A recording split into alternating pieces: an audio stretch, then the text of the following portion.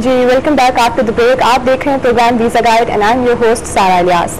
Contact details जिन लोगों ने हमें अभी भी ज्वाइन किया उनको मैं एक दफ़ा फिर बताते चलूँ कि आप हमें लाइव कॉल कर सकते हैं। नंबर इस वक्त आपकी टेलीविजन स्क्रीन पर आ रहा होगा।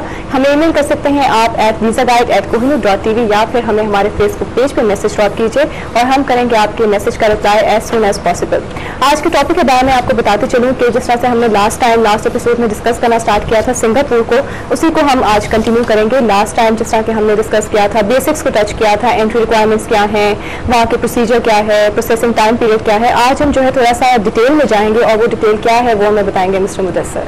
हाँ जी सारा, उस पर जाने से पहले थोड़ा सा मैं जिक्र कर दूं अभी जो तब्दीलियां मजीद आ गई हैं यूके में।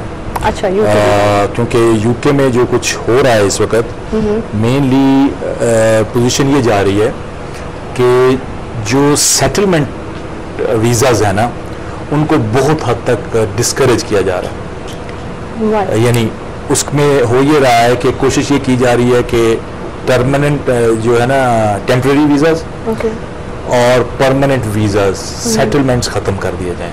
तो उसमें जो उनके अभी जो मिनिस्टर हैं डेमियन ग्रीन, उन्होंने आज कुछ नया किया है। उन्होंने जो स्टेटमेंट दी है इस पर हम बात करते हैं, लेकिन हमें से पहले एक लेनी है कॉल। हेलो, अस्सलाम वालेकुम। जी कौन बात कर रहे हैं, कहाँ से? बात कर रहा हूँ गुजरावाला से। जी कौन बात कर रहे हैं? गुजरावाला से। जी क्या पूछना चाहेंगे आप? मैं अपने बारे में थोड़ा सा पूछना चाहता हूँ आपसे। वो क्या, मैं जब काम कर रहा हूँ ऑलरेडी आयरन स्टील का, आपने फ्यूचर के बारे में थोड़ा सा, तो मैं इंग्लैंड से भी आया हूँ और मुझे आप ये बताएं कि मेरी इधर बेहतर है या इंग्लैंड में? इधर मैं ऑलरेडी मैं काम करता था लेकिन एंगेजमेंट मेरी हो गई और एक लड़की के लिए मैं वहाँ से इधर आया। आप क्या काम करते हैं? मैं इधर आयरन स्टील शीट का, आयरन स्टील शीट का काम करते हैं। और आप क्या चाहते हैं? मैं चाहता हूँ कि मेरे लिए इधर ठीक है या बाहर के मुल्क में ऑलरेडी जहाँ मैं इंग्लैंड में था, जी जी, तो वहाँ से मैं भी आया, यानी कि एंगेजमेंट मेरी हो गई है। तो इंग्लैंड में आप क्या करते थे? इंग्लैंड में मैं जॉब करता था किसी के बाद। किस वीज़ा पे थे आप? विजिटर वीजा पर। विजिटर वीज़ा पे थे। तो अच्छा 3-4 मतलब मैं होकर आया वहाँ से। अच्छा ठीक है। वैसे तो आपको विजिटर वीज़ा पे जॉब करने की इजाज़त नहीं होती, वो आप गैर कानूनी तौर पर काम करते रहे। और अभी मैं इसी सब्जेक्ट पे आ रहा हूँ कि जिन लोगों को वहाँ पे काम करने का वीज़ा भी मिलता था, उसमें भी मज़ीद जो है ना परेशानियाँ और सख्तियाँ बढ़ रही हैं। और मैं समझता हूँ कि एक चीज़ को ख़ास तौर पे ख्याल रखना चाहिए। अभी हम जब थोड़ी देर पहले डिस्कशन कर रहे थे, मैं और सारा भी आपस में, तो हम ये देख रहे थे कि पाकिस्तान से होता ये है कि किसी भी यूके की एम्बेसी में आप चले जाइए, चाहे वो कराची की है, चाहे वो लाहौर की है, चाहे वो इस्लामाबाद की भी है, जहाँ पे भी एप्लीकेशंस सबमिट हो रही होती हैं तो सैकड़ों के हिसाब से लोग एप्लीकेशन सबमिट करते हैं और उनमें से बहुत कम लोग ऐसे होते हैं कि जिनको वीज़ा मिलता है। तो इस चीज़ को ज़रा ज़रूर जहन में रखें कि सिर्फ यूके पहुँच जाना एक बहुत बड़ा मार का नहीं है। यूके पहुंचने के बाद आपके पास वो स्किल्स भी होनी चाहिए और वो लीगल पोजीशन होनी चाहिए कि आप काम कर सकें। मैंने इसके सिलसिले में आपसे आज एक और भी इशू शेयर करना है कि मैं एक स्टूडेंट का मामला था और वो स्टूडेंट ऐसा आप ये समझे कि वो स्टूडेंट सिर्फ वीज़ा की हद तक था। उसका जो असल मकसद था वो जाके वहाँ पे काम करना था। उसने किसी एक कंसल्टेंट को आज से 2 साल से पहले पैसे दे दिए और वो कंसल्टेंट ने उसका केस बनाया, वो यहाँ से चला गया, एयरपोर्ट से डिपोर्ट होकर वापस आ गया।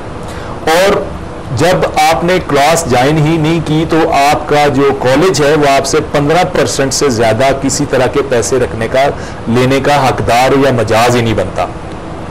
उस बंदे का केस तकरीबन 1.5 साल से लटका हुआ था।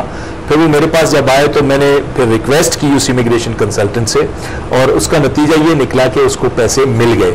मैंने ये बात इसलिए शेयर की है कि आप कोई भी वीज़ा जब लेने जा रहे हैं या किसी भी तरह से, तो आप उसी क्लास में जाएं, वही काम करें। आप यकीन करें जो आपकी कैपेबिलिटीज है, दुनिया बहुत बड़ी है, यूके के अलावा भी बहुत बड़ी है। स्टॉप हो चुके हैं लेकिन इनको इनका आंसर मिल गया होगा। आंसर मिल गया, थोड़ा सा मुझे इसको बोलने दें क्योंकि ये सिर्फ इन्हीं का आंसर नहीं है, ये बाकी लोगों के लिए भी गाइडेंस है कि आपको अगर यूके के अलावा भी दुनिया बहुत बड़ी है और जो भी आप हुनर जानते हैं, जो भी आप काम जानते हैं, उसमें आपको कहीं ना कहीं काम मिल जाएगा।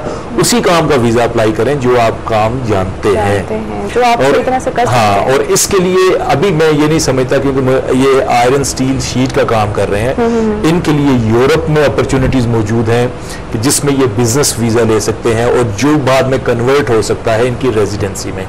इसी तरीके से और मुख्तलिफ ममालिक हैं जिन ममालिक के मतलब हम बात करते रहते हैं, इनमें सिंगापुर भी शामिल है कि जो सिंगापुर भी इनके लिए सूटेबल हो सकता है। लेकिन यूके में अभी इन्वेस्टमेंट के हवाले से कोई भी ऐसी अपॉर्चुनिटी नहीं है, अनलेस के एंटरप्रेन्योर वाला 2 लाख पाउंड वाला जो है, उसके अलावा कोई अपॉर्चुनिटी नहीं। लेकिन इनके लिए बेटर स्कोप जो है वो सिंगापुर वगैरह में हो सकता है, सिंगापुर में हो सकता है, दुबई में हो सकता है, क्योंकि ये बिजनेस कर रहे हैं ऑलरेडी। तो बिजनेस में ये किसी भी जगह की इमिग्रेशन ले लें जो उनके लिए सूटेबल है। नहीं करना चाहिए किसी एक जगह के लिए, आपको अपनी नॉट एट ऑल। इस वक्त में यूके का सोचना ही नहीं चाहिए। इस वक्त में जो पोजीशन है उसके मुताबिक आपको बजाय इसके कि आप कंसल्टेंट्स को भी पैसे दें, आप वीजा फीस भी दें, ठीक है, और फिर उसके बाद एक अजीब सा आपका एक मतलब एक आपकी रिस्पेक्ट और डिग्निटी पे भी बहुत फर्क पड़ता है जब आपको रिफ्यूज करते हैं लोग। मैं नहीं समझता कि वो कहीं पे आप जाते हो, आप अपने पूरे कंट्री को रिप्रेजेंट कर रहे हो, तो वो आपको इस चीज का ख्याल रखना चाहिए। जिस चीज के आप कैपेबल हैं आप अपने अंदर उसकी वर्थ बनाएं। आपको दुनिया खुली है, अमेरिका है आपके लिए। इसी के साथ हमारे साथ एक और कॉलर लाइन पे। हेलो, अस्सलाम वालेकुम। वालेकुम सलाम जी, कौन बात कर रहे हैं, कहाँ से? मैं जकी बात कर रहा हूँ लाहौर से। जी जकी, क्या पूछना चाहेंगे आप? मैंने सर से एक क्वेश्चन करना था कि अमेरिकन वीजा के बारे में, कि मैंने इंटरव्यू 28 दिसंबर को दिया है और मुझको मेरा केस एडमिन प्रोसेस में 6 महीने हो चुके हैं, मुझे अभी तक पासपोर्ट वापस नहीं किया एम्बेसी ने। तो ये क्या वजह है, ये एडमिन प्रोसीजर क्या होता है, इसके बारे में थोड़ा बताएं। जी मैं बताता हूँ आपको।